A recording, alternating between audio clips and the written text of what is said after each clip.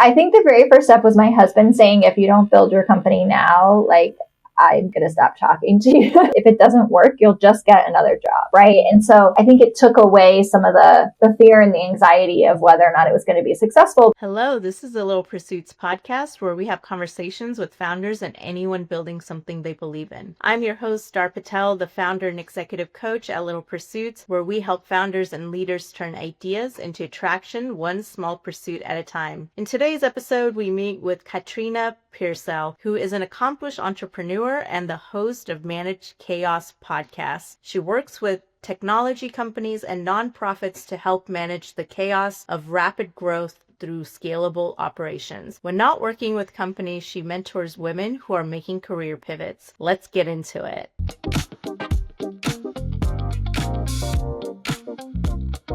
Hi, Katrina. How are you? Hi, I'm great. How are you doing today? Good. So thank you so much for joining us today for this conversation. Of course. And to start off with, I wanted to kind of just paint the scene for us from the very beginning, right? As you were thinking of your career and what were the next steps for you after your studies, like in high school, how did you come to your next steps? What a great flashback question. So in high school, I actually really wanted to be a child advocate lawyer. So I thought I was going to go to college to become a lawyer. It's kind of funny, the elective was actually sold out. Like, you couldn't register for it. And it kind of redirected me into the right path, into a video productions elective. And that class really kind of changed the entire shape of everything. I then went to college to do media because video production became this like passion of mine and something that I just like really loved. And I never would have figured that out if I hadn't been forced to take that class and been kind of redirected from this like closed elective. And so I went to college for media, and I decided after graduation, I went to work for the Discovery Channel, right? And so very, very media focused, and then thought, okay, I've lived in Virginia my whole life. Like, what am I going to do with my life? And decided that actual production, like live production, was something I wanted to do. And so I had two options. It's basically like the West Coast or New York. And I've always been more of a New York vibes kind of girl. So decided to move to New York 3 years out of college. And thank God I did it when I did, because I feel like if I had been any older, I would have known better. And so I think sometimes you kind of have to make those choices when you're kind of young and dumb, as they say, right? And you can make by on smaller things. But it was literally that one class in high school that kind of changed like sort of the whole trajectory of what I ended up going into for college. That's incredible. I don't know if you've seen this trend recently, this butterfly effect trend. It's like all over social media, but people are like, if I hadn't done this, I wouldn't be doing whatever they're doing today. And it reminds me of exactly that. It's like, if this one thing had just lined up perfectly for you, maybe you wouldn't have gone into all the other things that you ended up going into. Yeah. So the video production, so now you're in New York and working for, was it Discovery?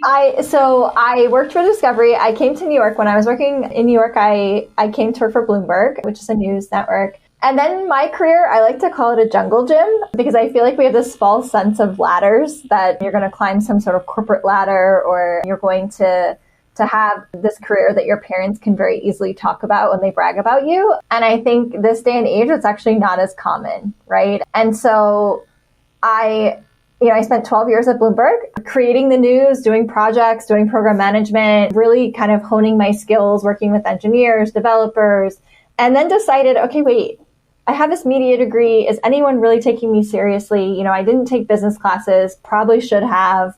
And so decided to get an MBA, but did a sort of non-traditional route. So I did an executive program at Columbia where you go to school for 2 years on the weekends. So every Saturday after you've worked all week, you trek yourself up to Columbia and you sit in class.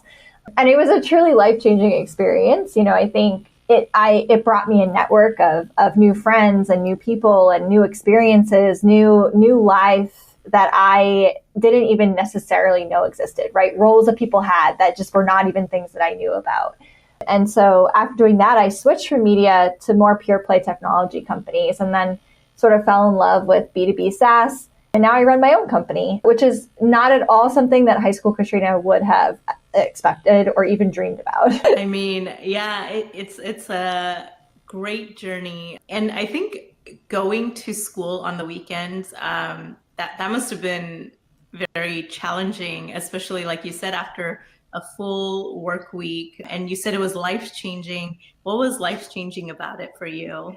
I do think, okay, so there was a couple of life-changing moments. It never failed that a work launch was like at the same time as a finals. Like somehow the universe was just really conspiring against. But I think when you go to full-time MBA programs, they tend to be very competitive, right? You're all looking for the same jobs. You're all trying to do the same things. With the executive program, it was actually very much more a community. And it was my first real opportunity, because it had been so long since I graduated college, to really be back in an environment with people who were all trying to learn the same things as me, and people who were maybe stronger in certain areas.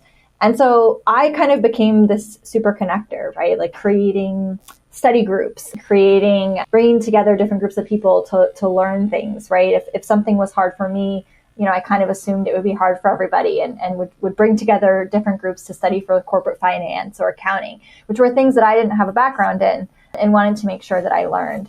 And I think it really helped me to see myself more as a leader and more as someone who could be a connector and who could bring people together, but also as a teacher and as an educator, as someone who could help others learn, who could, take complex concepts and really start to teach them to other people, which were things that I had always been doing. But as my husband said, I needed a very expensive piece of paper so that I myself would feel confident that I could in fact do them. Yeah, sometimes you need that time to build the confidence, even though you've been doing it all along, and just to kind of see it in that environment. So you started your business right after the MBA program, or was there something else you pivoted? There was a gap. There was. Okay. So I went right before the pandemic. I started a new job, which is definitely a time to start a new job. And I went to work for an ad tech company and really kind of fell into a chief of staff role. Again, another role that I didn't really know was a role and was quite unsure what it meant, but people around me said, you're going to be really good at this, you should do it. That company actually IPO'd during the pandemic. It was such an amazing experience. I loved it. Project management, bringing all the pieces together, like those are all the things I really love. And then once the company was public, I thought, oh, this is really boring. I think, you kind of have to be able to have that introspection, right? What are the things that you love to do? What are the things that bring you joy? What are the things that light up your, when you talk about them, you just get excited. And for me, that was not quarterly earnings reports and quarterly board meetings. It was transformation. It was building. It was taking the chaos and making sense of it. And so I left shortly after we went public, just because it felt career-wise not wise to stay, in that. And I went to work for another startup that was raising a Series B round. And in doing that, I just realized that I was making money for a lot of people. Right. So my roles were always very ROI driven. They were always very much about making capital, but not always for people who I admired or people who I felt like were bringing good into the world or, and I thought, wouldn't it be cool if I could start my own company and I could work with organizations, with founders who have missions that truly inspire me, or people who are dreaming about big ways to change the world and have positive impact. And so the company was sort of born through this desire to manage the chaos of startup life, but for founders who didn't necessarily have access to the level of resources that maybe more mainstream founders may have. Amazing. So what were some of the first steps you took while building your company? I think the very first step was my husband saying, if you don't build your company now, I'm going to stop talking to you. I think it's very important to have a cheerleader in your corner who is kind of just really pushing, because the thought of going out on your own is hard. It's difficult. For me, he had very wise words. He said, you're going to try this. If it doesn't work, you'll just get another job. Right. And so I think it took away some of the fear and the anxiety of whether or not it was going to be successful, because I could just go get another job. Right. And so my skills are marketable. It's fine. Beyond that, I really leaned into my network. Right. And so very much going out into my network and talking about what I was offering, talking about the fact that I was now sort of, as people put it, a free agent and was kind of available for different consulting or different projects. And I got a CPA was one of the very first things I did, because you might remember from earlier, finance is not, so I know enough to be dangerous.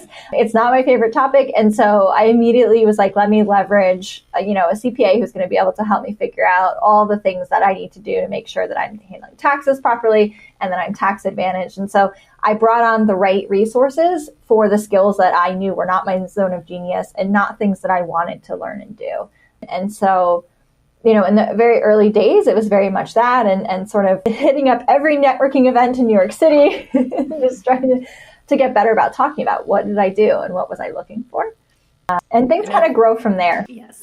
No, thank you for sharing that. I think that piece of advice where knowing what your core offerings are, or at least what you're really good at, and then being able to say, well, I'm not really good at this piece and I don't really want to spend all this time trying to figure it out and outsourcing it. Because I think when I speak to some people who want to start their businesses, right, that's one of the things they are very fearful of. It's like, well, I don't know how to do X, Y, and Z. So I don't know if I can own a business or start a business. So I think that's really important to highlight, that you can outsource the things that you don't really want to do or don't feel that confident in doing.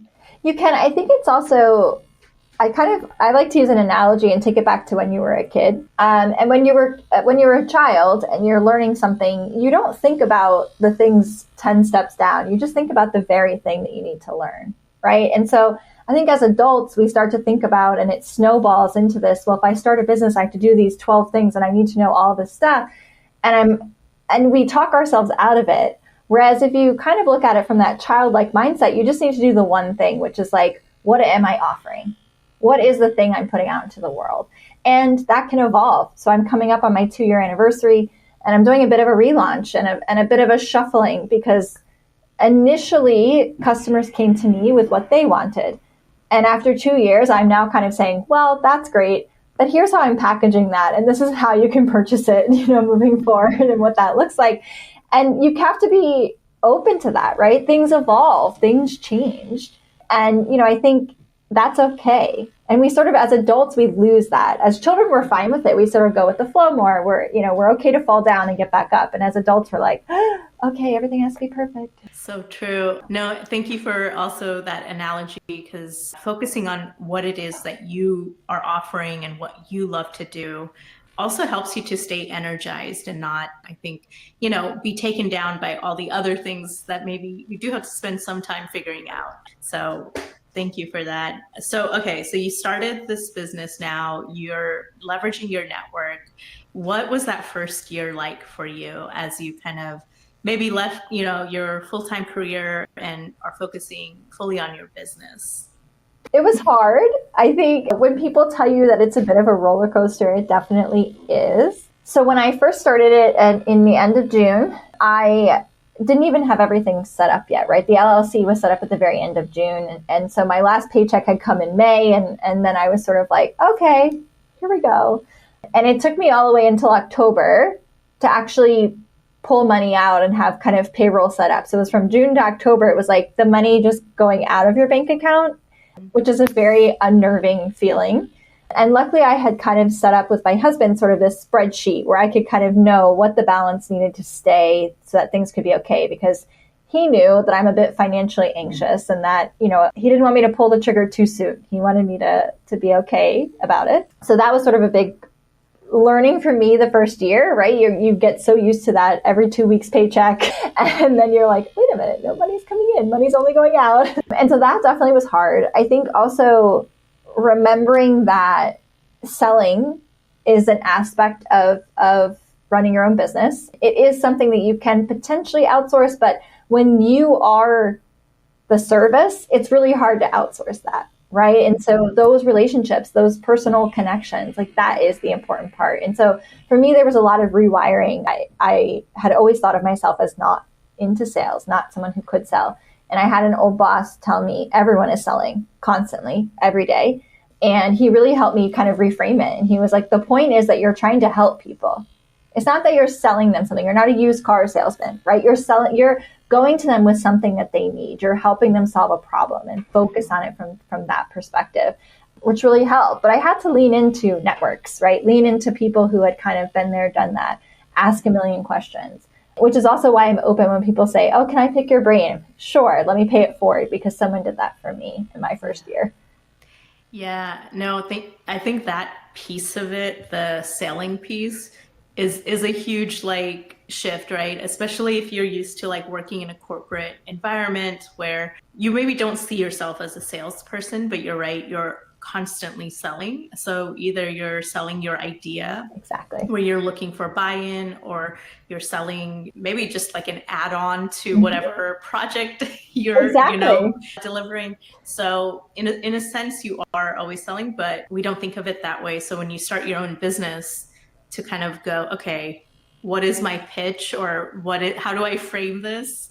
I think is really, really challenging. And if you're in the mindset of like, well, I'm not a salesperson, it's even harder. It is even harder. Yeah. But you're right. So I had done so much project management, and that was the thing. He was like, you're selling your ideas for these projects all the time. Like, you're convincing people all the time, right? And I think we get ourselves pigeonholed into kind of whatever role we're in, and then we have to kind of use our growth mindsets, as they say, right? And start to think about, I can do this. Maybe I'm not good at it yet, but I can be. Yes, definitely. And I think that identity piece you just mentioned, where we start to identify with our roles, when did you feel like, okay, I'm like a CEO, or I am the owner of my business? When did that feeling like kick in? I will let you know when. So I think I'm still a work in progress. I would say 2 years in, I still think of myself where I'm like, okay, it's 8:00. I got to get on the computer, and if I go to meet a client for lunch, or if I go to meet a prospect for lunch, I think to myself like, oh my goodness, I'm doing something, like so naughty by going out in the middle of the day. And so I think rewiring that mindset is truly hard, right? It's I think we live in a hustle culture. We live in an environment where, we sort of feel judged or evaluated, or our worth is tied to sort of like how hard we're working. And so I would say I'm still working on that daily. When I meet people, I do tell them, I have my own company, and I am really proud to say that. The thought of putting myself as like a CEO or a founder is always like, I always feel like there's a qualifier, and I need to get to a point where there's not. But yeah, I'll let you know when I do. Yeah. No, I think it's also good to highlight like that it is a work in progress. Like, it doesn't just happen overnight where everything just makes sense, right? Exactly. So you have to take the time to do that. So now you've been, let's go back. So we've covered year one. It sounds like a lot of it was like around sales and, figuring that piece out. So once you were able to kind of get your pitch down, get into that mindset, how did you find your like first client? What led to that first client for you? Yeah, so my very first client was actually my old company. And I advise people that if they're thinking about going out on their own and they know that their role is really key or really pivotal, and that there's some way that they can do it in a contractor or consulting capacity, like that is a great way to kind of have a springboard into your own company. And so I actually had been in the middle of a diligence process with my company when I was leaving, and I had given them several weeks of notice, but the diligence was not done. And so they were kind of my first client. And then I signed. My network has been absolutely and truly amazing, whether it's business school or old coworkers. Those are my favorite, because when they call me, they say, I'm now at this company and I want you to do exactly what you did at that company. And because they've gone somewhere, they've seen a problem, they've already seen you fix the problem. And so they're able to really accurately tell their leadership exactly what you can do and how it helped before. And so that has actually been my strongest sort of, it's inbound from a very warm leads of either people from my school network or from old coworkers. And right now that has been sustaining and amazing. And as I look to scale, I'm now looking for more sort of outbound and things like that. And that's going to be a a year 3 item. But for now, they've kept me very busy and the business is growing and it's been amazing. We've created a podcast as part of it and I spoke at South by Southwest as part of the podcast. And so there's been all of these things that when I was working a full-time job, I wouldn't have had the emotional and sort of like creativity space to even think about. Yeah, absolutely. I was just speaking to someone the other day who also left their like regular corporate job and, they're doing something on their own. And they're like, I'm loving the creativity portion of it because these are things I would have never really been able to do had I not left because I would have just been focused on like my role and, so I think when you embrace it from that perspective, it can also lead to amazing things like you never thought you would do. Like I never thought I would host a podcast either. Me neither. So. It was like not in my vision board. Yeah. Yes. But I'm loving it. I'm loving like just talking to people about their journeys because it's always like very interesting to see how people got to all the different places that they're in. So what types of companies do you work with? Is there a certain, stage of company or maybe you can also share that piece. Yeah, great question. So I work mostly in B2B SaaS and mostly with companies that are seed to Series C.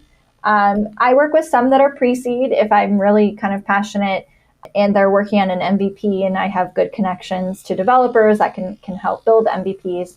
And then interestingly enough, I work with nonprofits, which were not part of my original plan at all, but came to me and honestly have a lot of the same scale and growth challenges that early stage startups have, right? They're trying to do a lot more with less and trying to increase their impact. And so it's kind of a fun balance. Often I say that the nonprofits actually have grants, and so they actually have income, whereas the tech companies most of the time are trying to figure that part out. And so it's kind of it's a fun balance of challenges. Yeah, absolutely. And what types of projects do you help with these companies with? Yeah. So I do best at managing the chaos around the founder. And so sometimes that looks like all we were focused on is selling this big deal. And now we have no idea how to implement this customer. And I come in and I help with SOPs and the process around implementation and client services and support. In some cases, it involves looking at organizational design and really figuring out how are they going to create a scalable company. So growing the company is very different than scaling the company. And a lot of times when companies come to me, it's because their revenue is growing, but their operations are actually growing exponentially. And they're trying to figure out how to have longer runway, which means making their operations more efficient, right? And so a lot of projects that I deal with are more around implementing new technology, a lot of change management, so coaching teams, helping them understand why changing the process makes sense. As startups grow, it can be very difficult for people. Some people enjoy the chaotic, fires burning aspect of very early startup life, and as you scale and grow, you cannot do that anymore, and then they don't find that fun. Very similar to the way that I didn't find working at a public company fun, right? And that's okay, but sometimes it's very hard to make that break. And so I do a lot of what I like to call therapy to help people work through that. Yeah, having been in consulting, that's half of the job, right? The change management piece, really helping to get people comfortable with the changes that are coming up, and there's a lot of uncertainty around it. So helping them to kind of get around that piece and going, it's going to be okay. We have a plan. Here's the plan. Exactly. Here's how the plan affects you. Here's, here's your part in it. Here's how you have, ownership and agency. Yes. Change management is a hill I will die on. Yes. And so in terms of, the next steps, right? So once you've kind of delivered on some of these projects, do your clients stay engaged with you for any kind of like ongoing support, or is it just like project-based? Yeah. It depends. So I have a few clients that are actually on retainer where I am very participatory. So I go to their executive meetings, I help present to their board, and I'm very engaged in mentoring and growing their leadership team. And then I have other clients where it's very project-based. So it's a delivery model. We go based off of milestones. Once the milestones are achieved, that's kind of it. They will call for advising if they need it or re-engage if something comes up. To be honest, I like the mix of both models. It is very hard to have too many clients where you're very actively involved in coaching and growing their teams. Inevitably, teams will have someone who have the same name and you're going to have to remember the context. And so my work really requires that deep level of relationship. And so it's a bit hard to have too many retainer clients at the same time. So I like the mix of it, but I do always follow along. And I do some angel investing depending on the type of client and whether or not it's something that I really want to see grow and want to be involved in that way as well. Really cool. And how do you work with the founders of these companies? I imagine that's also a really close relationship. And what are maybe some of their core concerns that you're helping to solve? Yeah, great question. So I also do what I like to we call it exec advising. It's essentially founder therapy. A lot of the concerns are around communication. So most founders who I talk to have really big, grand visions. And in their mind, it is so clear to them.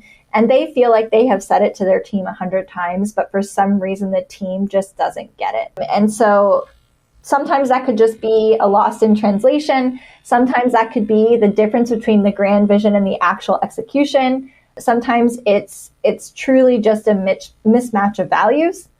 But a lot of what I work with is how for them to communicate. You know, that if a founder tells me I've told them already 10 times, I'm like, well, you need to tell them 11 and let's talk about it, right? You can't keep saying it the exact same way, right? Everybody learns differently. Everybody hears differently. And so a lot of times founders really just want to figure out, how do I communicate appropriately to my team? How do I inspire them? How do I help them understand this big possibility that we have? Some founders really get it and they understand, you know, this is their baby and that while their team is invested and they really believe in it, they're never going to it's still not their baby. Other founders believe everyone should love the baby as much as they do. And there is absolutely no room for negotiation. And that can be difficult when you have an executive team who's calling the baby ugly and thinks that things need to change, right? And that, you know, I spend a lot of time on that, right? We hire people for their skill sets and we hire them because they know more than us in different areas. And if I go back to my CPA example, it would be ridiculous for me to hire a CPA and then argue with them about taxes.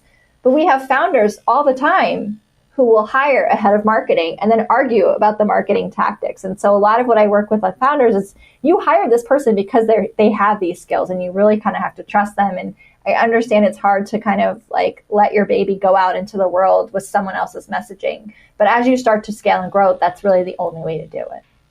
Oh my gosh, so much in that. So true. No, I think, you know, this letting go piece, right, I think is really, really challenging because in the beginning, I feel like founders have to be part of everything.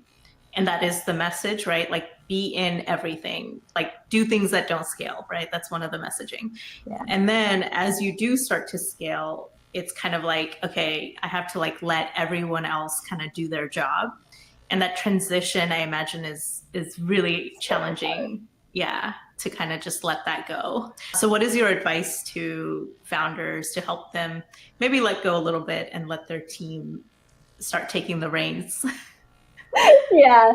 So the first place where I start is sort of, it's like if they have children, it's sometimes easier if they have real live children, because it's sort of like when you send your children and you're trying to teach them how to ride a bike, right? And at some point you have to let go of the bike. You've given them all the skills that they need and they're going to fall, but they're going to get back up. You're going to wipe off the scrapes and you're going to go, right?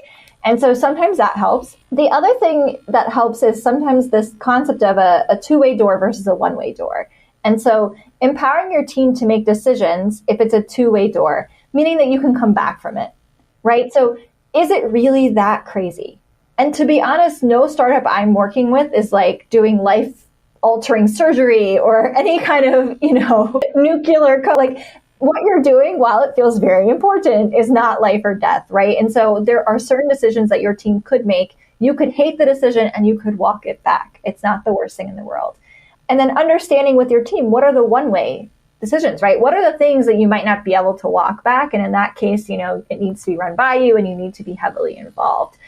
And really helping them to kind of take the step back. I do find that people who are parents are better at doing that because they've had that experience, right? They're going through it, right? Some of the founders I work with have young children, and they're like, wait a minute, this is also how I felt when I dropped her at preschool, or and that's the thing, right? It's that concept of this idea, this thing that you've molded and shaped and grown is now bigger than you, and it needs to go out into the world and sort of grow into what it's going to become. And that legacy is so much more valuable than keeping it tightly controlled and not letting it go out into the world. Amazing. I think there's probably a few founders who needed to hear that message. So thank you for sharing it in that way. And I really liked what you said about the two-way door analogy, because often, especially in startups, right? Like we feel like we got to get everything right and everything feels really big, but there is a chance and opportunity to learn from the things we don't quite land. And I think building that into your process or system can be really valuable to taking chances and risks that you might have otherwise avoided, but could lead to a different outcome for the things you're trying to do. So I think kind of keeping that balance might actually be super helpful. Exactly. That's how you create a culture of innovation, right? As a CEO, being supportive of failing fast and trying new things. If you keep a lid on that, then you're not going to get great ideas. Yeah. And I think you also then end up creating a culture maybe where people don't share some of the ideas they have, or they don't take the risk to do something that's not been done before. Yes. So, and you might incubate a competitor because they might say, well, that's fine. I'll take my idea and go elsewhere. Yeah, that's also really important to highlight. Yes. So no, thank you for sharing that. I think all those are important. And I know you also mentioned that you also help with like MVPs and, that type of thing. So how do you think of like product founder fit? So making sure the right person is actually building the right product.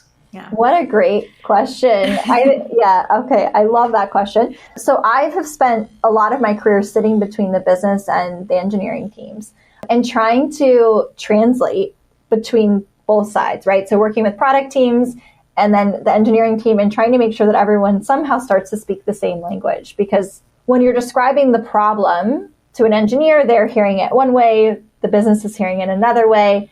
And so I think in order for the founder to be the right person, they have to be truly passionate about the problem that they're solving.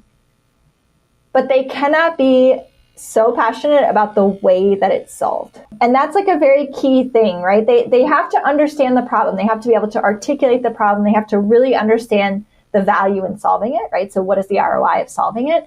But they cannot be 100% tied to exactly how it's solved, because they have to allow for the creativity of their engineering team who's going to come in and say, okay, well, here's the 3 different ways we might be able to solve that problem. Hey, guess what? This one is really expensive and hardware intensive, or this one has these risks, and that way they're able to evaluate the options and then understand and decide which one is the most scalable to move forward.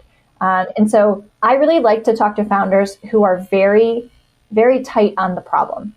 They understand either they're facing it themselves or they have very good, use cases of what the problem is, but they might say, I know there's a way to solve it. I'm not sure, right? I need to talk. I need a tech co-founder, or I need someone to kind of help guide me on how to solve it.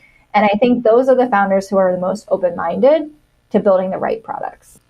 Yeah, I think that's really important. And I like what you said, like really being clear on the problem, because that's something I also speak with, the founders that I coach.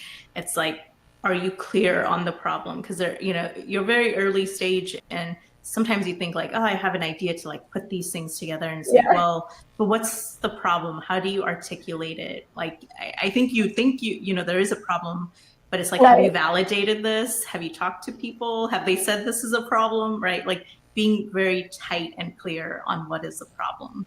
And my next favorite point though is like, are people going to pay for it? Like, is it a problem that people actually want to pay to solve? Yes, because if it's a problem they can live with, or they are living with, and they don't really care to solve it, maybe they'll care, maybe they won't. Maybe someday, but yes. So I think those kinds of evaluations early on is very important. And maybe like even before you start building anything, right? Like you want to kind of do this analysis and really just talk to as many people as possible. So I think that's key. And then getting to the part where now you're going, okay, how do we solve this problem? How do we build the MVP? Just staying kind of focused on the problem, but also taking in information to say, okay, our beta testers are saying this, let's kind of pivot here, right? Like also being able to do that. And that's like, you let it kind of evolve. That's the innovation part. Yeah. Exactly. Yeah. I think sometimes the founders get so excited, they just kind of run a rush forward, right? And I've talked to a few who are like, oh, we're going to go out and get funding. And I said, well, you don't actually, all you have is an idea. And then they're too scared to even talk about the idea. Well, it's not about the idea. It's about the execution. It's about bringing the idea to life, right? And I think, people are not necessarily going to invest in just a random idea unless you're someone who's already had multiple exits and, are well connected. And, any normal person is going to have to show that they've done an MVP, that they've had these conversations, that they've already got users, that they have people willing to pay, and that they're showing traction, because you need to be a proven commodity at that point. You can't just be a big idea. Yeah, because I think ideas are much easier to have, right? Of course. Being able to kind of show like, hey, we've actually kind of proven a little bit of what is possible in just this small MVP or something. So definitely. And so once someone has, like, let's say their MVP, how do they decide if they need more funding, or how do they decide the next steps after the MVP? So my advice is always to look for the least friction possible. And so once you've done the MVP and maybe you've self-funded that, perhaps friends and family round, right? Finding highly engaged, or at least highly, I'm trying to think of the right word for it, convicted angel investors, right? People who truly believe. I think are paths personally that I really would prefer people to go down, rather than immediately thinking a flashy VC is going to be the next step for them. And I think that's partially because you get to keep control over your idea for longer. You get to hold on to what it becomes, right? You get to still shape it. If you can even get to a point where you can actually have revenue and be self-funded, and then you're only looking for investment because you want to grow or make a shift or do something big, right, that your revenue cannot fund you. One really cool example is the Little Words project, right? So they make these bracelets. I love them. They're fantastic. The CEO is an absolutely amazing human being. And for a very long time, they were self-funded. She was basically creating bracelets in her parents' basement. They had a warehouse. She only recently, I think on their 10-year anniversary, actually took outside investment because it was really important to her, the values of the company. And she talks about it on different podcasts. But it's something that I think more people need to consider. Is it harder? Yes. Does it suck? Yes. But do you get more control and you get to kind of have more sense of ownership and more sense of accomplishment when you get to a certain level? Yeah. Right. And then you've got VCs knocking on your door instead of you going and begging, with your tin can trying to get money. So I think, don't grow too big before you have to. Make sure that you're, keeping an eye on that runway. Make sure that you're keeping an eye on your operations. Make sure that you're doing things as efficiently as you can. And really understanding what bringing investors on board truly means. Because most of the time, no one's going to just give you money and walk away. Yeah, I think that's a very key point. Besides the ownership piece, right, is now this entity also has a say in your company, right, and the direction it goes in. So you're welcoming a lot of things when you also take funding. And I think being very clear on what that means for you and your company is. And it's okay to say no. I know that's not really talked about. It is, yeah. So, making sure that alignment with whoever you're bringing on as a partner, they also have similar values and they respect what you're building and they see your vision for what it is. I think those things, that alignment can really help. But yeah. Yes. Yeah. So for founders who want to maybe bootstrap, because I see this more, I think now, especially like tech companies with some of the automations that have, come up where I think founders want to maybe bootstrap instead of looking to get funded. What is your advice for founders who are trying to bootstrap as opposed to, going out and getting funding? Yeah, I think number one, it's all about prioritization. So in some cases, some of the founders who I've been, this week is New York Tech Week here in New York, and some of the founders I've been meeting are still working full-time jobs or are doing consulting gigs on the side while they're building. And so I think you have to be more creative when you're bootstrapping. But I think that the payoff is really worth it. But it's all about how you're prioritizing the decisions in your life, right? And I think there are ways, there are grants, there are collectives, there are groups that you can get involved with, right? Where you might be able to barter different services, right? And think about, your website, getting your website built by another small business owner who's, trying to figure out their go-to-market, and maybe you can help them with something. But getting more creative, you don't immediately need to go with the big agency or the big thing that other people are going with. You don't need Salesforce out the gate, really getting and honing in on what are the priorities. Where should you be spending your money? And then where are the areas where maybe you can get away with doing things a bit more creatively? A lot of MBA programs have pro bono services that their students need to do projects. Undergraduate universities have them as well. Getting connected with students that are trying to learn.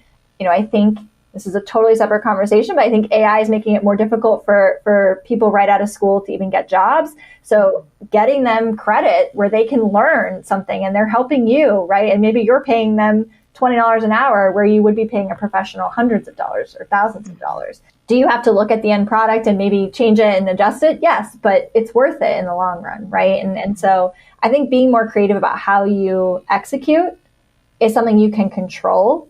And that helps you keep a tighter eye on your burn when you're bootstrapping. Yeah. No, those are amazing suggestions. And if you're bootstrapping, how do you also think of go-to-market kind of strategy and, that approach? Because maybe now you don't have as much to spend on marketing and, these aspects. So, you have to be very, very dialed in on your target consumer and only pay for channels that your target consumer are going to be in. Keep a very tight eye on what that customer acquisition cost is. And so I worked with one startup. They were obsessed with going to trade shows. Trade shows are super expensive. And they brought in someone new in marketing, and she was able to show them that trade shows actually were not converting for them at all whatsoever. But the founder was like, that's the best way to get our name out there. And so he was truly committed to doing it in the face of the fact that the data showed that it just really didn't convert. And so I think when you're bootstrapping, it's so important to look at what is truly converting, right? Where are you getting the bang for your buck? I think also having raving fans, having customers that truly love your product is actually more valuable than any marketing you can do. Because if you can harness and leverage them to talk about your product, to invite their friends, to invite their coworkers, to basically become free advertising for you, essentially, right? In some cases, you might offer them a discount if someone signs up and is a, longtime customer for 6 months or things like that, right? Mm-hmm. There are plenty of ways to do it where, as long as you're providing amazing customer service and an amazing product that people want to talk about. Yeah, that's usually the goal, right? But sometimes exactly. that's where we have to come back to is if our customers are not doing those things, it's like, okay, maybe we still have to kind of keep iterating on the product and make sure we keep providing the value. Exactly. Yeah. And talk to those customers, right? Have real sessions with them. I think sometimes customer advisory boards or like customer sessions like that get a bad rap. But I think if you truly listen to your customers, often they will tell you exactly what they want. Yeah. They will tell you exactly what they need. It's a matter then of understanding, can your product do it? Can your, do you have room in your roadmap? How much will it cost? But truly listening to them, I think is one of the most valuable things that you can do, especially when you're bootstrapping. Yeah. And how do you balance between like listening to the customer feedback and maybe your own vision for what the product could be, right? Like, because I think that's always conflict. This is where it comes back to really understanding and feeling convicted about the problem, but maybe not the how. Is part of it. I think the other part of it is being open to the fact that you didn't have the problem 100% correct. So being open to the fact that, if enough customers right now, I'm not saying you have one or two customers, that are saying something and you should totally pivot. But if you have enough customers saying the same thing, maybe you kind of had it wrong and you need to kind of adjust and start to sort of either pivot away or gradually move away. But part of that comes from being self-aware and being empathetic, being able to be in these meetings with customers and not look like they're calling your baby ugly, right? Being open to listening to what they're saying, asking encouraging questions, not interrogating them, but being able to kind of have an open dialogue, you will find out a lot, right? Because most of the times, especially if people are, if they are a customer of a startup, they probably also feel pretty passionate about you being successful, right? They probably also really love you and they want you to be successful. And so whatever feedback they're giving you is from the intention of wanting you to do well. And I think if you're able to kind of, change your perspective, that it's not that they're trashing you. It's not that it's more so that they have already invested in you and they think that what you're doing is helpful to them and they're just trying to make it better. And so shifting that mindset helps. Yeah. And I think if they're taking the time to talk to you at all about this, right, is an indicator that they're kind of invested in you. And you've already provided some value to them and they just want that to grow. So that's great to think about. Are there any KPIs that you suggest like founders keep an eye on or that are super helpful for them to, whether it's early stage or kind of further along, right, that really tell them like, this is what's happening with your product or your customer? And you should kind of keep track of these. Yeah, that's a great question. I do think it depends on the industry and it depends on the product, but I think your churn, right? So how sticky are your customers is definitely one that's extremely important. I think a lot of times we get too excited about the sales number and we don't pay enough attention to, are they sticking around? Do they continue? And so I think for me, that's, revenue is almost the noise and the true signal is really like, are people staying, right? Do they consistently renew when it comes up to renewal time? I think also the size of deal, right? So are they increasing their spend over time? What does that look like? Is it contracting or is it increasing? Or is it staying about the same? And if it is, have conversations. Why, right? Are we not rolling out the right features that you want? Do you, is there something that they're, something we should be building that we're not building? I think also keeping an eye on any close competitors' KPIs. So anything you're able to see from your competitors out in the market, right? So are they having a similar struggle with SMBs and, have they suddenly shifted to enterprise? And like, maybe you should also be thinking about that, right? So keeping an eye on the greater market, I think is important. There's also the macro, right? It's just not your own personal company KPIs, but just the overall environment, right? Tech spending is down. People are cutting out freemium. They're cutting out different things, right? Keeping an eye on that and understanding what are things you can control versus what are things you can't. And having customers who love you is something you can control. Once you've already got them, it's easier to keep them. Right. Absolutely. Thank you for sharing that. So when we think of like mindset and resilience, and this is kind of shifting a little bit to maybe more of personal growth area, what is like a mantra or something that really helps you to keep going forward? What a great question. Okay, so I have one, it's called Never Give Up. And Never Give Up came about, I had a cousin who had cancer. He passed away when he was 26. And Never Give Up was his mantra. That was always his thing. And so he passed away back in 2013. But Never Give Up has always been something for me that it just means you have to go that extra mile. You have to do that extra thing. You have to try that next time, right? And so I think it has the emotional meaning for me, but then it also just has the words, right? It's just like, okay, suck it up, try again, go back at it. Like, it doesn't matter what outcome happens, at least you tried. And so for me, it got me through an Ironman, it got me through my MBA, it got me through all these different things. And so that's kind of always been my underlying. I think it's more about trying. Yeah. So you just don't give up, right? You always have to keep trying. It doesn't matter. It doesn't say like always be successful. It says like just never give up, always keep trying. Right. No, I think that's important, whether you're building a business or, you hit a roadblock in a personal kind of situation, right? There's probably a path forward, and it may not be the path you maybe originally saw going yourself down, right? But maybe it's one that helps you to kind of grow in a different way. So just kind of finding what is that next step, right? And I can relate to that from a coaching perspective, because in a sense, coaching is about like never giving up, right? It's like you have your challenges, you have your goals, and what we're talking about is what is an action you can take? What's the next step you can take? It can be the smallest step. It doesn't have to be something huge or drastic, but it's like, what's that small next step you can take towards addressing this or going after this, even when maybe things haven't worked out, and maybe especially when things haven't worked out. Exactly. Right? Yeah. So you mentioned the Ironman. What motivated you to enter Ironman? It was, so I like to go all the way when I do things. I'm a very big believer in pushing myself and trying new stuff. And I surround myself with people who do that. And I was going through some turmoil in my personal life. And my friend said, you should do a half marathon. I said, I'm not a runner. And she said, it's fine. And I trained for it. I hated it. It was awful. And then I crossed the finish line of the half marathon and was like, that was the most amazing high in the entire world. And I am addicted. And then she said, you need to sign up for this Ironman race with me. And I said, well, what is that? And she says, well, you have to swim and you have to bike and then you run. And I was like, what? And she said, it's not a big deal. I have a bike you can borrow. And I said, well, I don't know how to swim.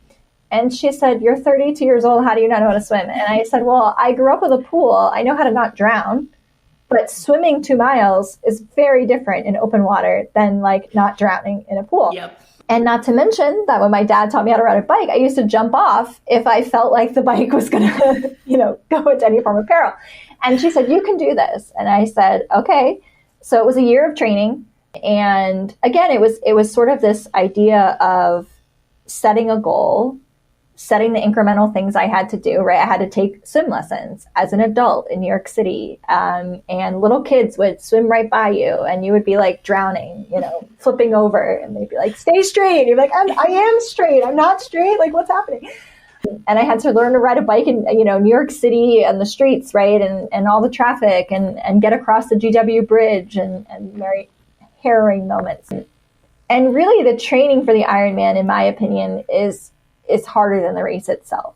And I think it's the mental toughness of getting up every day and doing 2-a-day workouts. It's the figuring out the schedule. It's the scheduling it in around other things. It's the prioritization of doing this thing that you've signed up to do. And it's expensive from both your body perspective, but also money, time. But when you're there for the race, everyone's cheering you on. And my parents came. My dad got a cowbell blister, which I still hear about 10 years later. But it was just this concept of like, you can do this, right? And you get to the run and it's not really a run. It's more like a shuffle. At least I'm very slow. So at my pace, it's definitely more like a shuffle. But you cross that finish line. And there's literally for me, there has never been a better feeling in the world of like, I set this goal. This goal seemed so ridiculous. Like no one believed I could do this. And here I am. It took me 15 hours and 43 minutes, but here we are. And it's something no one can take away from you. Yeah.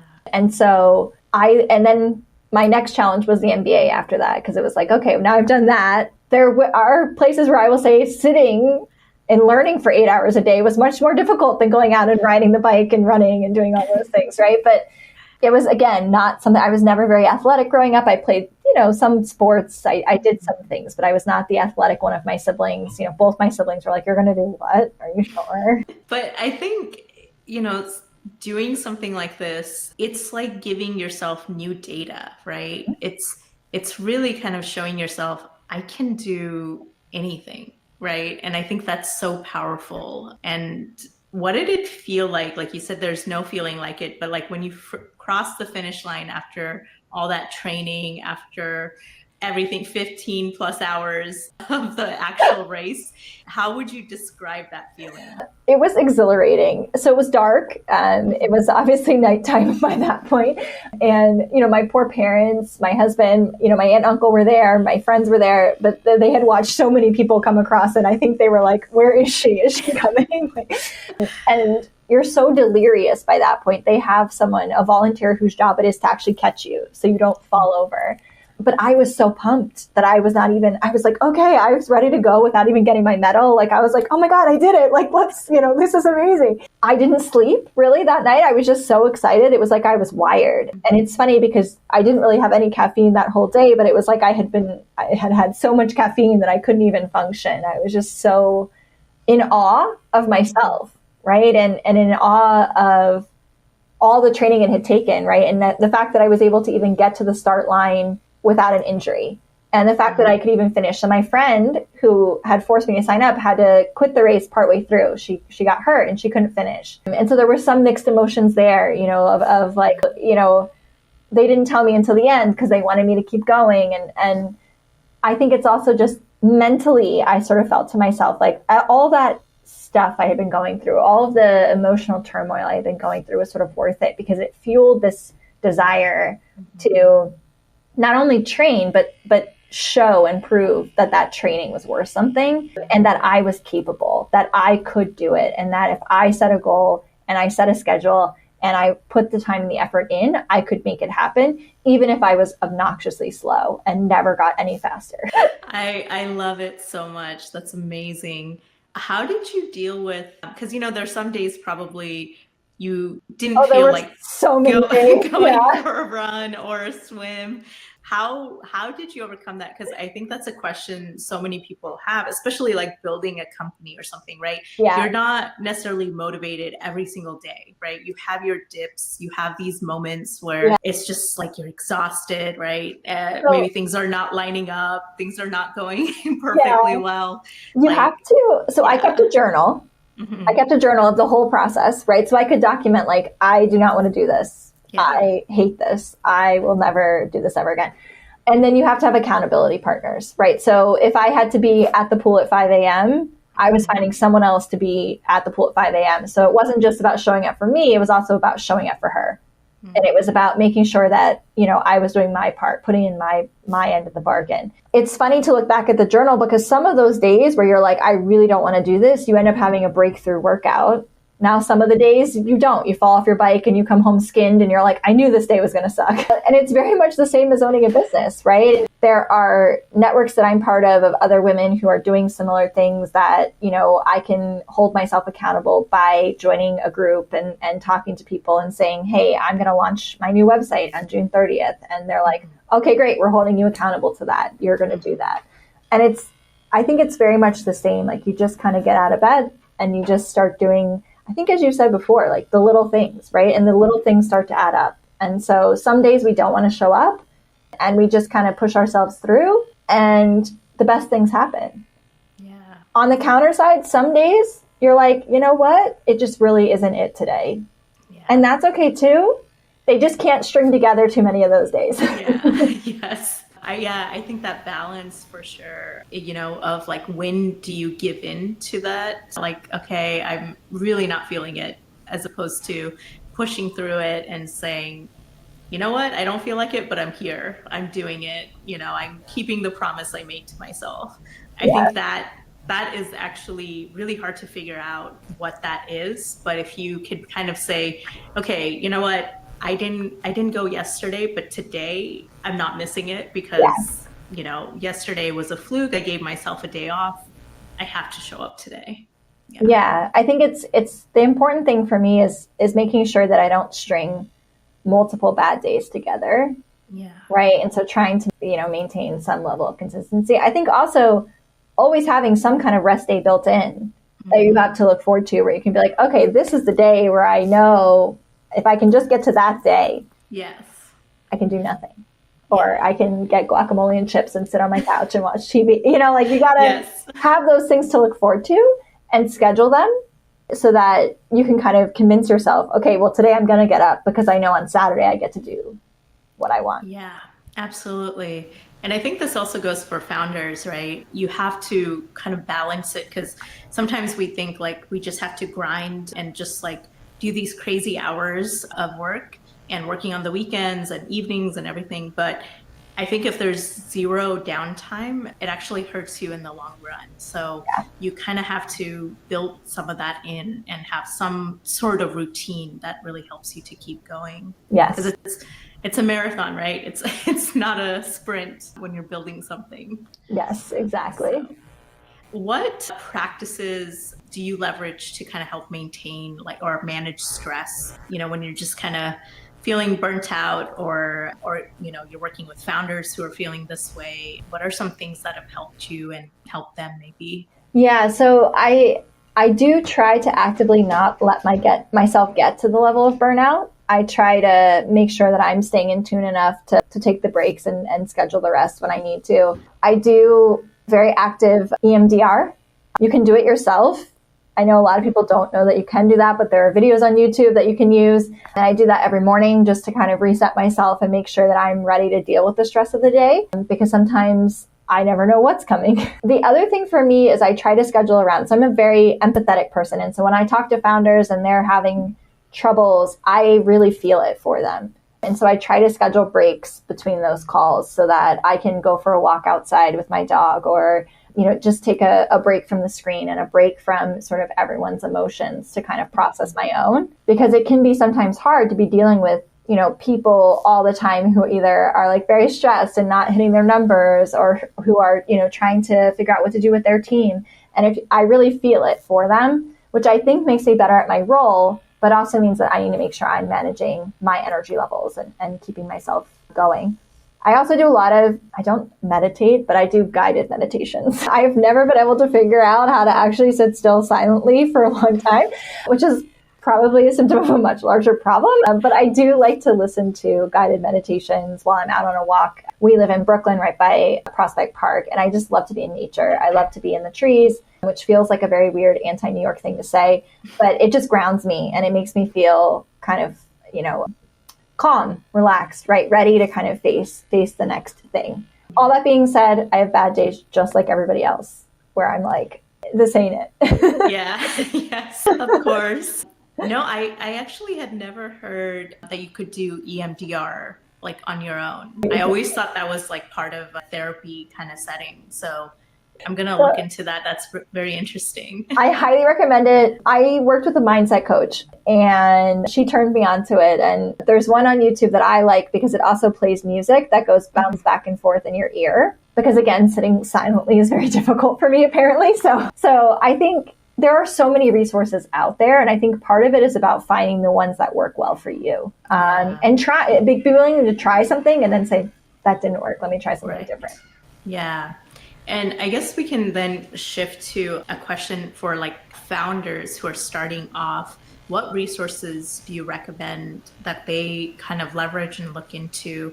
Because I imagine, at the very beginning, everything's kind of wide open, right? And maybe you want to set yourself up for a certain kind of experience building your company. You've kind of seen it through many different lenses, starting your own company and also working with so many different founders. What have you seen that helps them? Having a network of people, right? Whether that be other founders in the same space as you or in different spaces, having that group that you can go to when you're having an off day or a moment where you're just like, I don't know what to do. Generally, you don't want that to be your team because you want to be, calm and cool and collected for your team. And so finding a network, right? Whether it's a local network or a one where you can go virtually, right? So there's all kinds of different options out there in the world. And I think it's so important to feel like you're not alone. And it's so important to feel like you have people who get you. And so wherever you can find those people, I think is the number one thing that I will say, because, I think it feels like a lot of late nights all by yourself, really kind of you're the only one who cares about this idea. But at the same time, there are people who either care about you or care about the idea and want to be able to support you in some way. And so for me, that network piece is the most important. because it establishes that foundation. Yeah. Also, understanding at the very beginning to establish boundaries, because if you let it get away from you, it's very hard to go back and reestablish boundaries. Yes. So figuring out at the very beginning what those boundaries should be. And if you can't do it for yourself, having someone help you. Yes, absolutely. No, I think this point of community, of like peer support, right? Mm-hmm. I think can be so powerful because you hear everyone is also going through similar things, right? And that in itself can help you to feel less alone in it, because it's like, oh, this is normal. Like, Exactly. everybody's going through this. It's not just me. Exactly. Yeah. Everyone has the same problems, right? And I think sometimes we get ourselves holed up thinking that we're the only one it's happening to. And we're afraid to talk about it, especially if it's something that we feel a sense of shame about. And when in reality, when you start talking about it, you actually discover that this is a problem that a lot of people have. Yeah. And it's normal, and that's fine.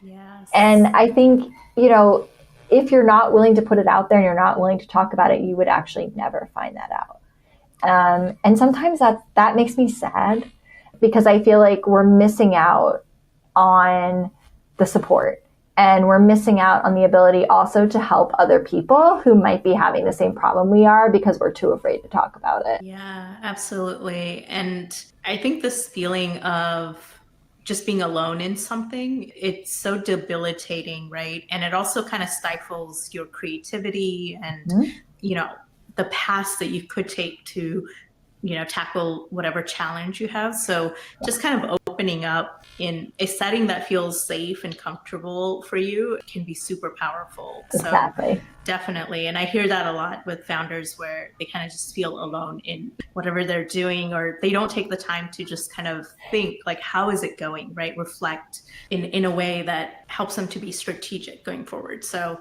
and to do that, you have to stop doing. Yes. And you have to just kind of sit back and let everything come up, whatever is going to come up. Exactly. I think sometimes we're afraid to sit in the silence, right? Or we're afraid to not be doing. It's that concept of the shark, right? Always moving. But sometimes to really have your truly greatest ideas, you kind of have to take a step back and put yourself in a new environment, and whatever that might mean for you, right? Is that go to a city, or is it go to the country? Is it travel? Is it take that quiet moment with your kids, right? Like, what does that look like? And a lot of this comes back to just self-awareness. No one can tell you what's going to work for you. Yeah. They can tell you what works for them. You can try it, but you really have to be the one who kind of decides and figures out what works for you. Absolutely. Encouraging that exploration. Yeah. So if you had to kind of look back and go, this resource really helped me along my journey, right? And this can be anything. It can be like a book, podcast, a mentor, or coach, or, anything like that has really helped you as you have grown your career, built your company, any of those steps. What would that be for you? Oh, such a great question. There's a lot of them, actually. So I think the book 10X is easier than 2X. I really enjoyed that book. I think it really helped to expand my thinking of sort of how to scale and how to grow. I'm part of a network called Dreamers and Doers, which is an absolutely fantastic network of other female founders, other women who have big, crazy ideas, audacious ideas, I would say. And so just being surrounded by their energy is sometimes just so powerful, to kind of sit in a room and just feel like, wow, all of this is happening in the world, especially when I get kind of down, because sometimes I'm working with nonprofits that can't get funding or are very much affected by current political climates, and it can be very disheartening. And so I think it's important to then have these spaces in these rooms where I feel empowered and I feel excited and I feel like there are like-minded people. I think I have had some really amazing sort of mentors over the course of my career, many of whom I actually call friends at this point.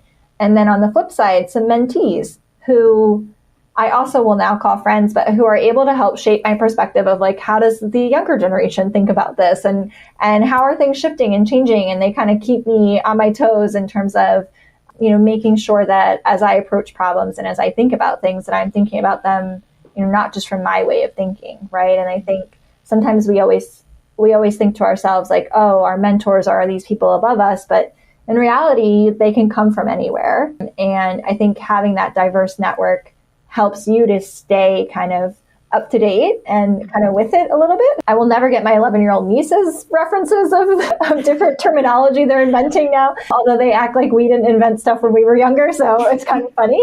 But, just to keep up to date, right? I think it's important to kind of put yourself in new spaces where you feel uncomfortable and where you might feel like the only one, or that it's unusual for you to be there, so that you can kind of start to feel, number one, how that feels for other people, but then number two, so you can start to hear things that are different than what you would normally hear. If you're just in an echo chamber all the time, you're not going to have creative ideas, and you're not going to think of interesting things because you're just going to get the same stuff back at you.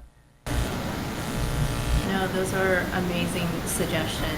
And I think throughout this conversation, I can see how much community has helped you and how much you value being part of different communities. So that's really incredible to highlight.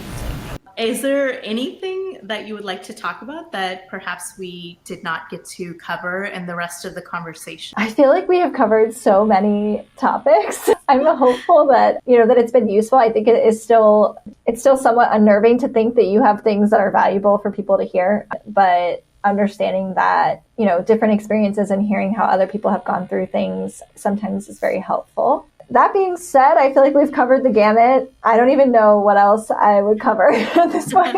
I feel like I could probably talk to you for hours. I mean, that's so true. Much. But to kind of wrap up the conversation, thank you so much for your time and for sharing your experience and the resources that have helped you and founders that you work with. I think it's been incredible to just kind of witness your journey and how far you've come. And I'm excited to see what year 3 has to bring for your business. I'm looking forward to that. Well, have a great day. Thank you so much. You too. Thank you for joining us on the Little Pursuits podcast. Please follow, subscribe, and share this with one builder who needs it.